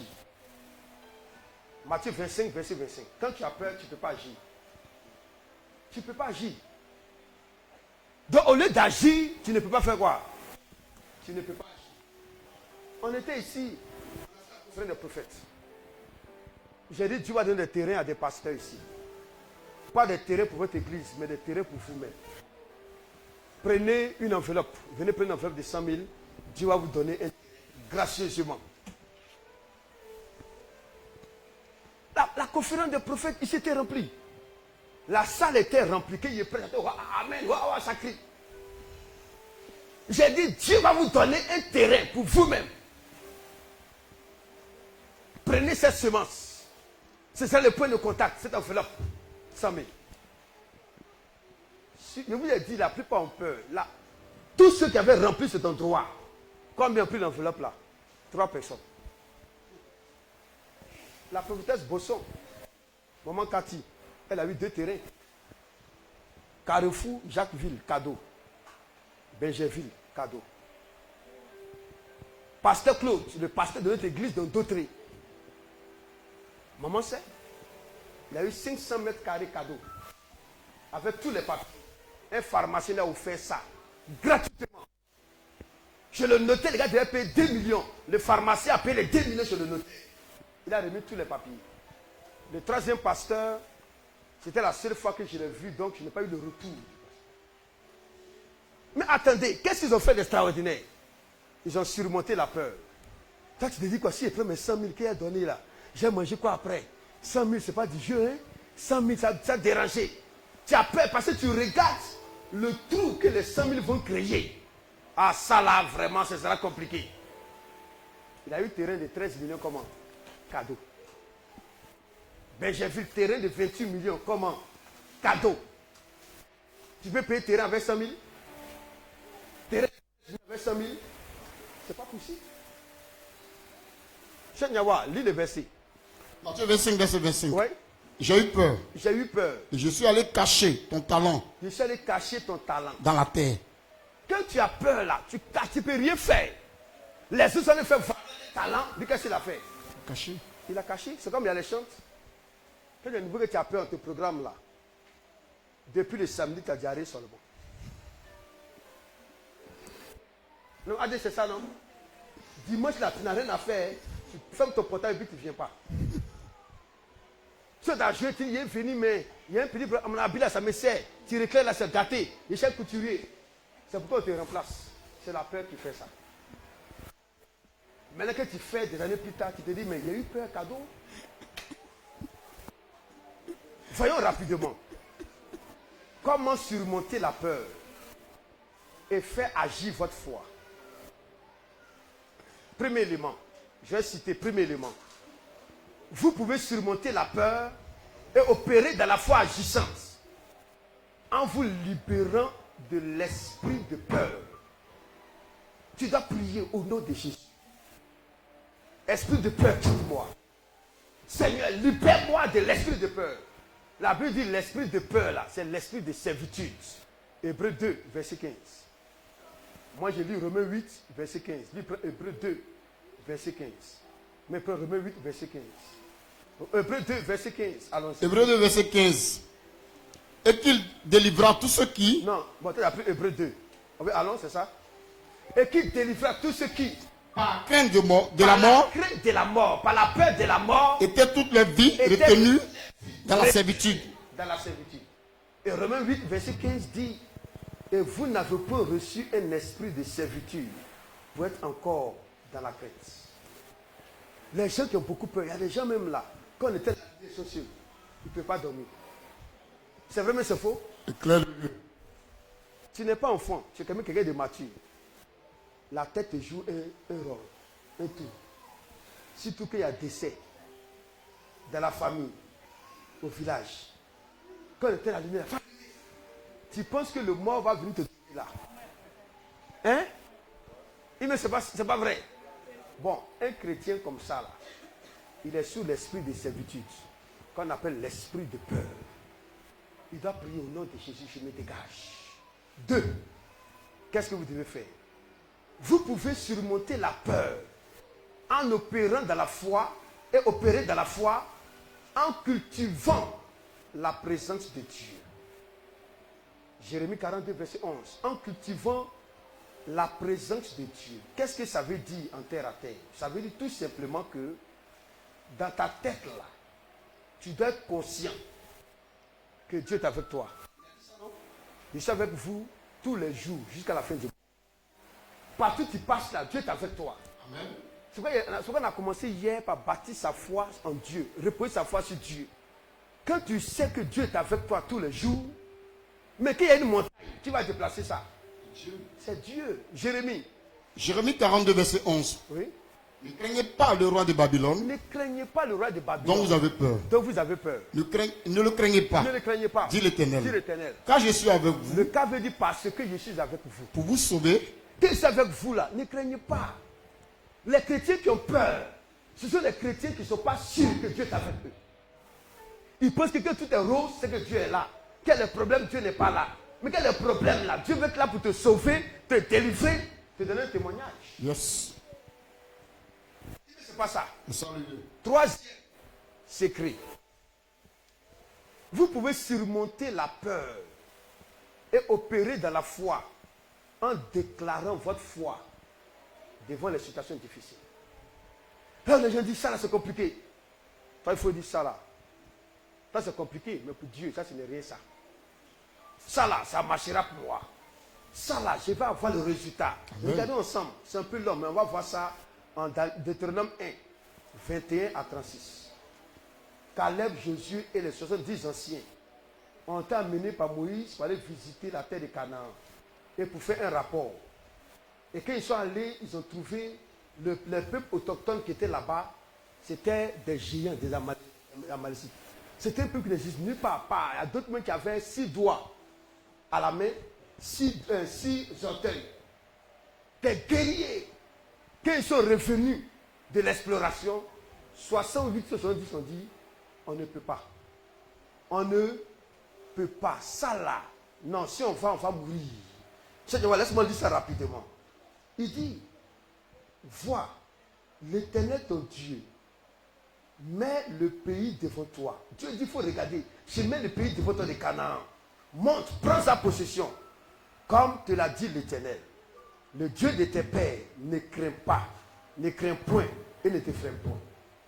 Dieu dit, va prendre possession. Ce que tu vas voir là-bas, là, ne crains pas, n'aie pas peur.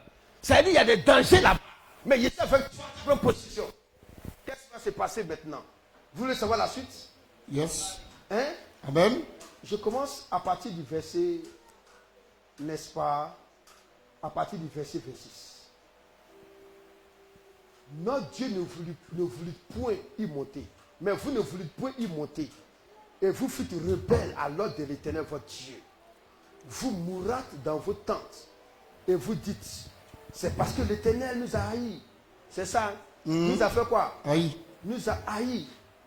Qui nous a fait sortir du pays afin de nous livrer entre les mains des Amoréens et de nous détruire. Où monterons-nous? Nos frères nous ont fait perdre courage en disant, qu'est-ce qu'ils ont dit? C'est un peuple plus grand et de plus haute taille que nous. C'est un peuple qui passe la si grande tempête.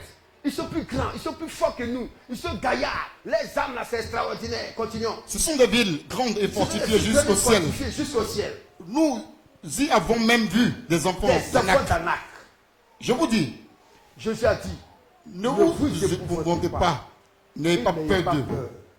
L'Éternel, votre Dieu, qui marche devant nous, qui marche devant vous, combattra lui-même, combattra vous-même, lui-même, pour vous, selon tout ce qu'il a fait, ce qu'il a fait pour vous sous vos yeux en Égypte, puis au désert, etc.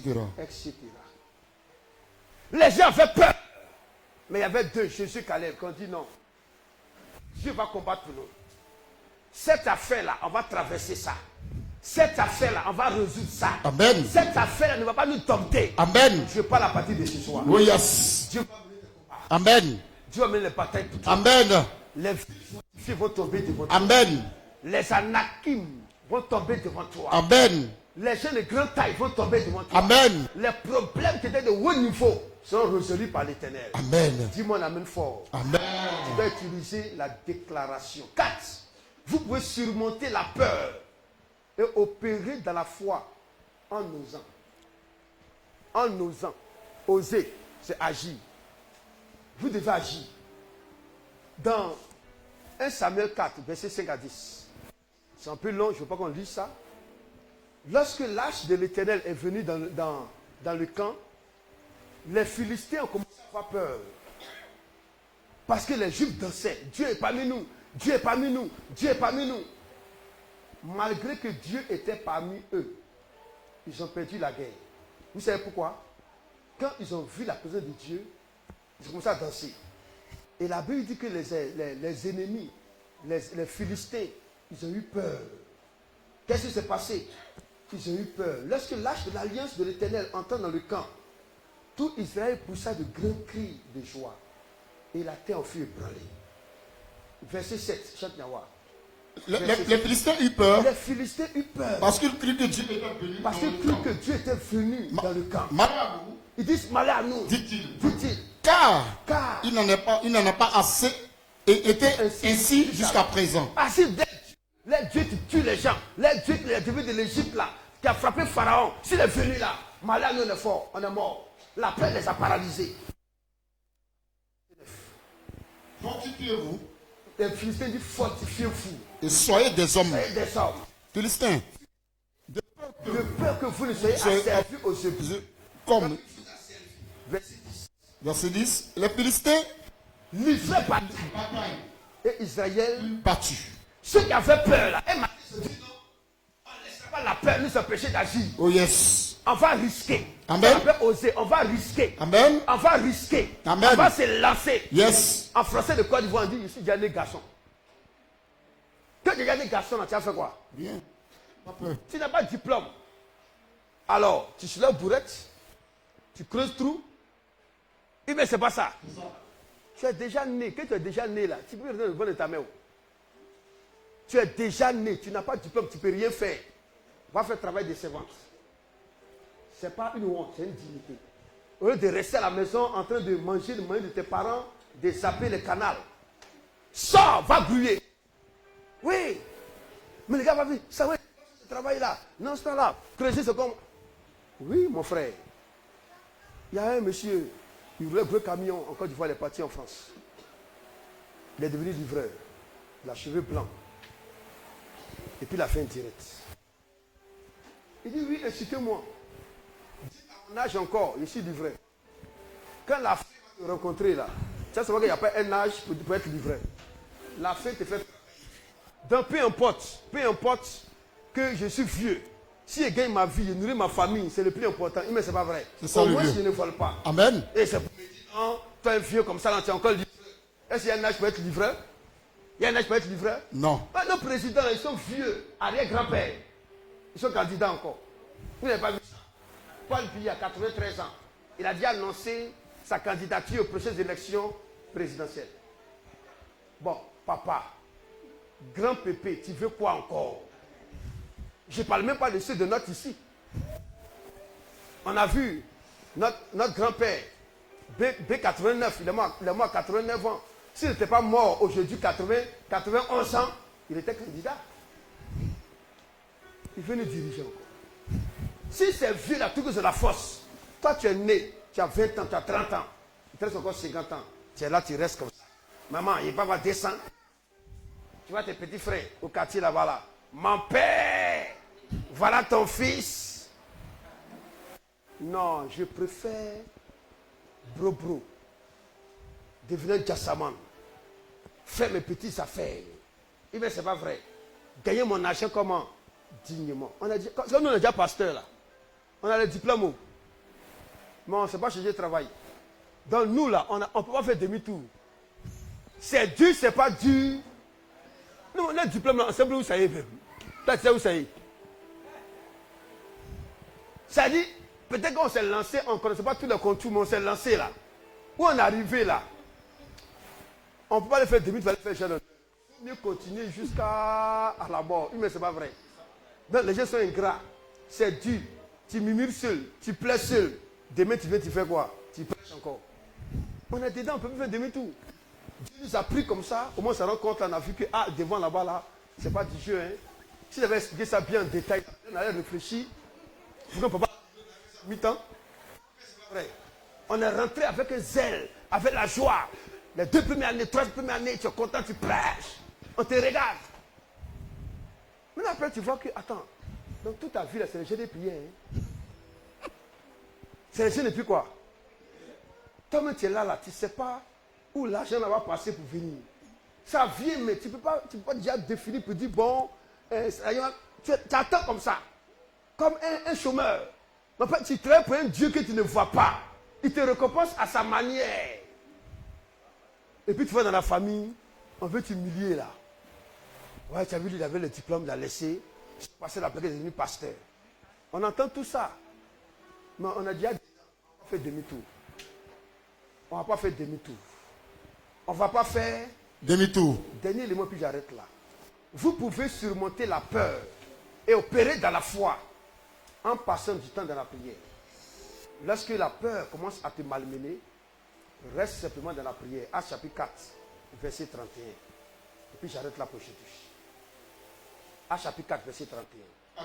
Quand la peur t'anime là, commence à prier. Quand ils eurent prié, le lieu où assemblée trembla. Le lieu où fut assemblée trembla. Et ils furent tous remplis du Saint-Esprit. Ils furent tous remplis du Saint-Esprit. Ils annonçaient la parole de Dieu avec assurance.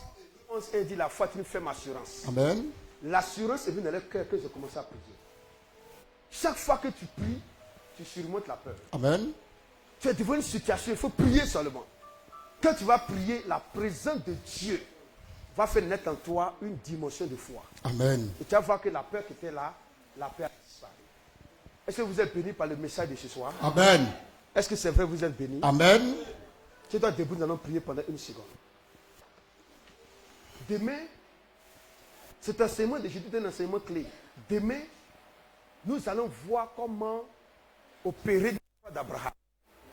Comment Abraham s'appelait Abraham. Il est passé de Abraham à Père des nations. Dis Père Céleste, merci pour ta parole. Dis Seigneur, par le pouvoir que tu m'as conféré, par le pouvoir que tu m'as conféré, je prends autorité sur tout esprit de servitude, esprit de peur, sors de mon cœur, sors de ma vie, sors de mon cœur, sors de ma vie. Pendant que je parle les mains, je te commande de libérer maintenant. Parle, libère ma vie, libère mes pensées. Priez, priez, priez, priez. Priez, venez taper. Priez, commentez l'esprit de servitude, l'esprit de peur. Va-t'en, va-t'en, va-t'en, va-t'en. Lâche-moi, lâche-moi, lâche-moi, lâche. Priez, priez, priez. Priez partout où vous êtes, priez. Nous sommes exaucés au nom de Jésus. Dis Père Céleste, dépose à moi une dimension de foi. Seigneur, dépose à moi une dimension de foi. Que je devant les situations où la peur veut naître, dépose à moi l'esprit de foi qui me permettra d'agir, qui me permettra d'agir et d'avoir des résultats. Au nom de Jésus, j'ai prié. Seigneur, merci pour ta grâce. Levez les mains. Seigneur, je prie ce soir pour chaque personne qui est sous le son de ma voix. Que tous ceux qui t'animent de peur, tu as dit dans Matthieu que toute plante que tu n'as pas plantée sera déracinée. Que dans le cœur des frères et des sœurs et ceux qui nous suivent en ligne, là où la peur est enracinée dans les têtes, que la peur soit déracinée, que la peur soit enlevée, que ses racines soient consumées, que ses racines soient consumées, que ses racines soient consumées. Seigneur, je prie que chaque personne qui est sur le son de ma voix soit animée de l'esprit de foi maintenant. L'esprit de foi qui va les amener à agir. L'esprit de foi qui va les pousser à avoir des résultats. Merci de le faire. Dans le nom de Jésus. prier. Dis 3 fois Amen et c'est fait. Avec de fortes acclamations.